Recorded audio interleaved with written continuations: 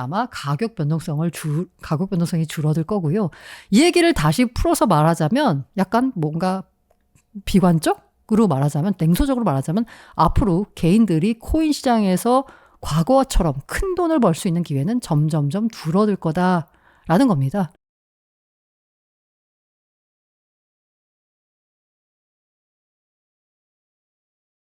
알고라님 미국. 그래서 얼마까지 갈까요? 10만 달러는 껌이겠죠. 모두의 심경이 아닐까 합니다. 촬영 시각은 12월 5일 낮 12시 40분경입니다.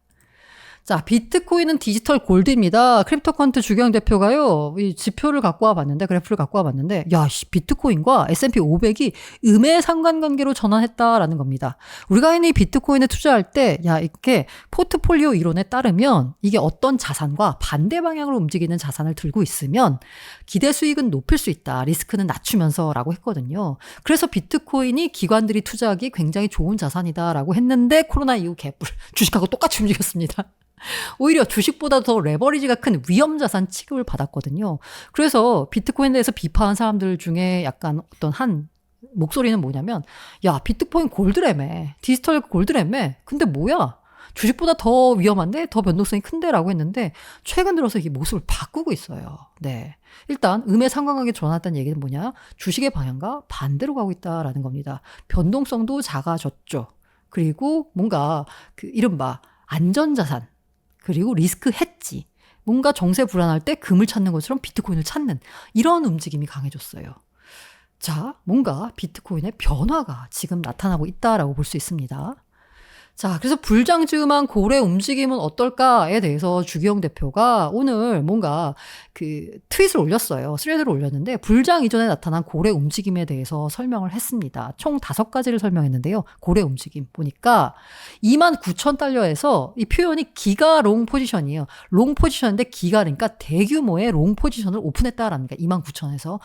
고래는 고래입니다. 29,000에 벌써 이렇게 롱을 포지션을 오픈했으니 얼마나 많이 벌었겠습니까? 불었습니다. 자, 두 번째는 16,000달러에서 이미 리스크 온 모드 상태로 들어갔다라는 겁니다. 야, 앞으로 뭔가 다시 위험하지 않을까라고 해서 안전한 쪽으로 가기보다는 위험자산 쪽 선호로 돌아섰다는 거죠. 이미 16,000달러에서입니다. 바닥 찍고 거의 바닥이었을 때부터 고래들은 움직이기 시작했다는 거죠.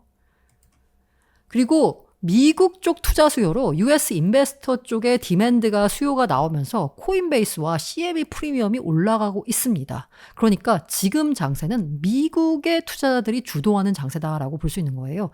역대로 보자면 이 미국 쪽에서 주도하는 장세가 좀 마음이 더 푸근하죠. 중국 쪽은 뭔가 불안하단 말이야. 갑자기 중국 정부가 그냥 뭔가 때릴 수도 있고.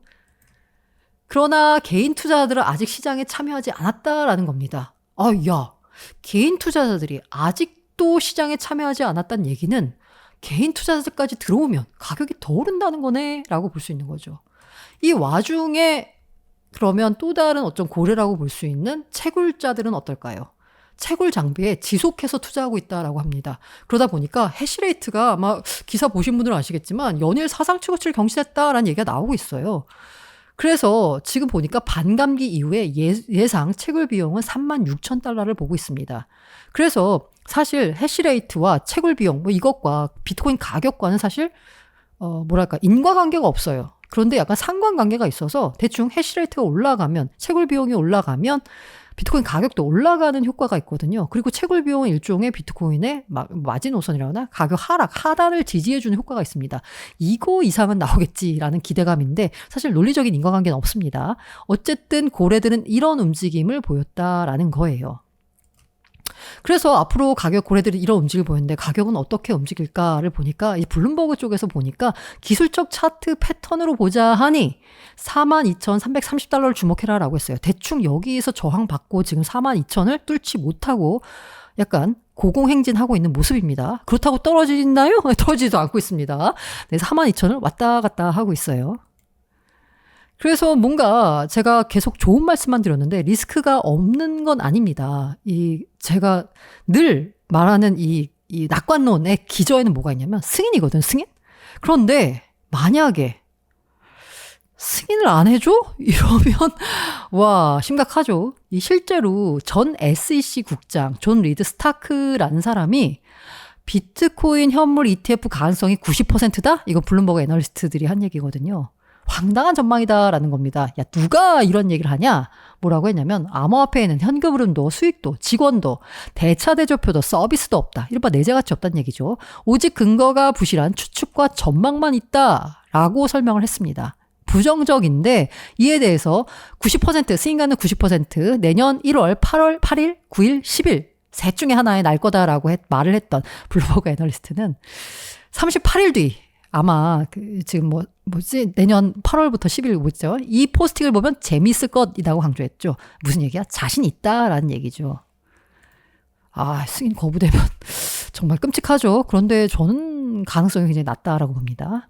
그리고 예상대로 만약에 1월 날 승인이 된다라고 해도요. 이 가격은 생각과 다르게 움직일 수 있다라는 의견도 있습니다. 소위 말해서 소문에 사서 뉴스에 팔아라. 정작 어떤 호재 때문에 기대감 때문에 가격이 오르는데 그 호재가 발표가 됐어요. 뉴스가 나온 거죠. 기대감이 실현이 됐어. 그러면 이제는 뭔가 차익 실현 매물이 나오면서 오히려 가격이 조정을 받을 수 있다라는 거예요.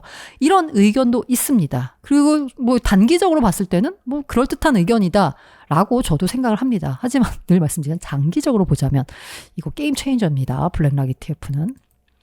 시장 지표를 보자면요, 좋아요. 11월에 주요 거래소 현물 거래량이 61% 늘었습니다. 현물이 늘었다는 얘기는 치고 빠지는 게 아니라 선물 시장에서 후들러가 늘었다라는 거거든요. 실제로 보니까 로빈후드의 11월 크립토 거래, 로비로는 선물 서비스 안 합니다. 그러니까 비트코인 거래, 도지코인 거래 이걸 하고 있거든요. 암호화폐 거래량이 전달 대비 75%나 늘었습니다. 이 로빈후드 같은 경우는 미국 개미의 친구죠. 여기도 늘었고요. 그리고 선물 미결제 약정은 최대치를 기록하고 있습니다. 자, 미결제 약정이 늘었다라는 얘기 뭐냐면 가격 상승이나 하락을 의미하진 않습니다. 그냥 미결제 약정이 늘었다는 건 앞으로 가격이 어떤 특정한 방향으로 움직일 거다라고 예측한 사람들이 많다라는 거예요. 그럼 지금 분위기를 봤을 때 과연 하락을 예측하는 사람들이 많을까요? 아니죠. 상승을 예측하는 사람들이 많다라는 거겠죠. 시장은 이미 상승 쪽으로 기울었다는 또 하나의 증거가 뭐냐면 BTC 선물 프리미엄이 확대가 되고 있습니다. 자, 그리고 매수대기 신규 자금이 유입되고 있는데요. 11월에만 40.6억 신규 발행 USDT가 거래소로 유입이 됐다라는 겁니다. 거의 5조 원이 넘는 돈이 발행이 돼서 USDT가 발행이 돼서 거래소로 유입됐다는 얘기는 거래소에 들어간 USDT는 스테이블 코인은 뭐다? 매수 대기 자금이다라는 겁니다. 자, 비트를 팔아서 알트를 사는 게 아니고요. 알트를 팔아서 비트를 사는 게 아니라 외부에서 돈이 들어와서 코인을 사는 거죠. 신규 자금이 유입된 게 가격 상승에는 가장 큰 호재죠. 그럼 전문가들은 과연 가격을 어떻게 예측할까라고 보니까 일단 암호화폐 펀드 EMC 랩스의 보고서에 따르면 12월에도 4.8만 달러 도달할 수 있다라는 겁니다. 이게 말도 안 된다라고 생각했거든요. 12월 1일만 해도. 근데 지금 4.2만이잖아요. 지금 6천 달러만 더 오르면 되는 거야. 가능할 수도 있다라는 생각이 드네요. 그리고 아담백 같은 경우에는 반감기 전에, 그러니까 내년 4월 이전에 10만 달러 도달할 거다라고 예측을 했었는데 그 예측이 변함없다라는 겁니다. 저도 상당히 가능성이 있다라고 봐요. 왜냐하면 ETF 승인이 1월이니까. 노보그라츠는 1년 후에 전고점 도달할 거라고 보는데 저는 지금 1년 뒤면 내년 11월이잖아요. 전고점은 충분히 도달했을 거라고 생각합니다. 그리고 여기 20만 명의 트위터 팔로워를 보유한 암호화폐 애널리스트 레이저라는 사람이 이제 뭔가 게시물을 올렸는데 25년까지 8만 3천 달러까지 오를 수 있다. 이거 너무 약소한 거 아닌가요? 25년 8만 3천이면 매트릭스 포스는 내년 24년이죠. 12.5만 달러까지 상승할 수 있다라고 했는데요. 그에 앞서서 전통 금융권이죠. 스탠다드 차타드가 10만 달러 불렀습니다. 비슷하죠. 12.5만 달러, 10만 달러. 그리고 블룸버그 암호화폐 애널리스트, 아까 제가 말한 제임스 세이파트는 블룸버그 ETF 애널리스트고요. 제이미 쿠츠라고 하는 암호화폐 마켓 애널리스트가 있는데 이분은 25년 4분기까지 최대 17만 달러 상승 가능하다라고 예상했습니다. 사실 지금까지 나오는 가격 예상을 보면요. 다 긍정적이고 낙관과 환희에 넘쳐 있습니다. 그래서 가격이 어떻게 될까? 사실 아무도 모릅니다. 그래서 아까 지금 사도 될까요? 라는 질문에 분할 매수하셔라 라는 답을 드린 건 뭐냐면요. 장기적으로 보면 오를 수 있겠지만 사실 단기적으로는 어떤 흐름이 나타날지는 그 아무도 모르기 때문에 그런 단기 변동의 리스크를 최소화하기 위해서는 사실 분할 매수가 답인 거겠죠. 그런데 이러나 저러나 확실한 건 뭐가 있냐면요. 저는 이건 되게 단언컨대 말할 수 있습니다. 시장이 아마 과거처럼 코인 시장이 변동성이 크지는 않을 것 같다라는 겁니다. 만약에 비트코인 현물 ETF가 출시되면요. 그간 가격을 조작했다 혹은 가격에 개입했다라고 말하는 고래의 영향력이 줄어들 겁니다. 지금까지 크립토 시장에는 변변한 기관이라고 할 수 있는 곳들이 없었기 때문에요. 이른바 고래들이 가격을 약간의 뭔가 자신의 뜻대로 움직일 수 있는 룸이 있었습니다. 그런데 만약에 일경원을 굴리는 블랙락 같은 회사, 그리고 이 뭔가 블랙락, 피델리티, 프랭클리 템플턴, 인베스코 이런 곳들이 만약에 ETF를 내놓는다? 그럼 이들의 운용하는 자산 규모는 몇 경원이거든요. 이런 어마어마한 진짜 그야말로 정말 고래 흰수염 고래쯤 그들에 비하면 사실 그간 크립토 시장에서 고래라고 불렸던 사람들은 뭐 정어리쯤 될까요? 그런 수준이잖아요. 그렇기 때문에 아마 가격 변동성이 줄어들 거고요. 이 얘기를 다시 풀어서 말하자면 약간 뭔가 비관적으로 말하자면 냉소적으로 말하자면 앞으로 개인들이 코인 시장에서 과거처럼 큰 돈을 벌 수 있는 기회는 점점점 줄어들 거다. 라는 겁니다.